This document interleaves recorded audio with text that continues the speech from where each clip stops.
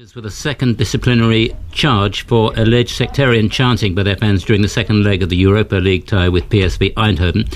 So now there's a possibility they might have to play two home European games behind closed doors. Now they say, Rangers say, they are a victim of a deliberate and targeted campaign by an anti-racist organisation. They blame FAIR, that's the acronym for Football Against Racism in Europe, who had a representative in the crowd at both games. Hugh Keevins is sports writer, Daily Record in Scotland. This potentially could cause the club a lot of trouble, of course, Hugh.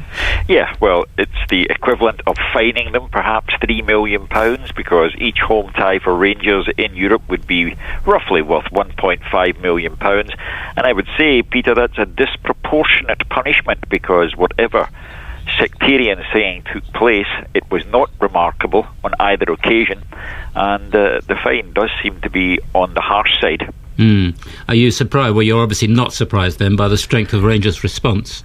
No, but it is the fifth time in 5 years that UEFA have dealt with them, therefore the response was going to be stronger each time. But Rangers are in the midst of takeover talks with Craig White at the moment, and the White camp are saying that this problem certainly doesn't help those talks, because it's one more liability on top of historic debt, on top of a tax investigation being conducted by Revenue and Customs. So this is the last thing that Rangers and Craig White need. Yeah, so troubles. I mean, there does seem to have been an upsurge in sectarian tensions in Scottish football recently, and in particular between the two big clubs. I mean, am I right in saying that? I mean, you're on the spot. Yeah. What do you think? No, you're correct. It's made a nostalgic and unwanted return to Scottish football. The singing from the Rangers supporters at the Cooperative Insurance Cup final with Celtic last month was particularly poor, and they came in for a lot of criticism. Martin Bain, the chief executive, does not deny the existence of a problem in this direction,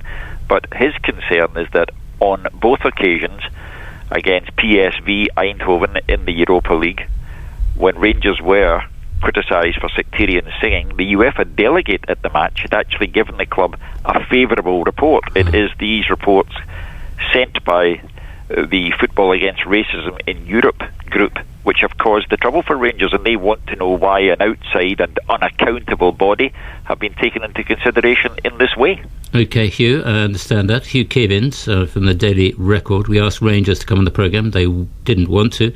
The FARE statement, the FAIR network, they say, is focused only on our core mission of tackling discrimination in football and encouraging social inclusion through the game. We've got no axe to grind with any club.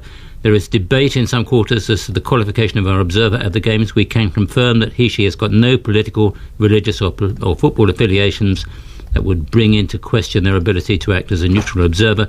The observer is fully qualified to understand and interpret the behaviour of the fans. So there, for the moment, the matter rests. 6:43.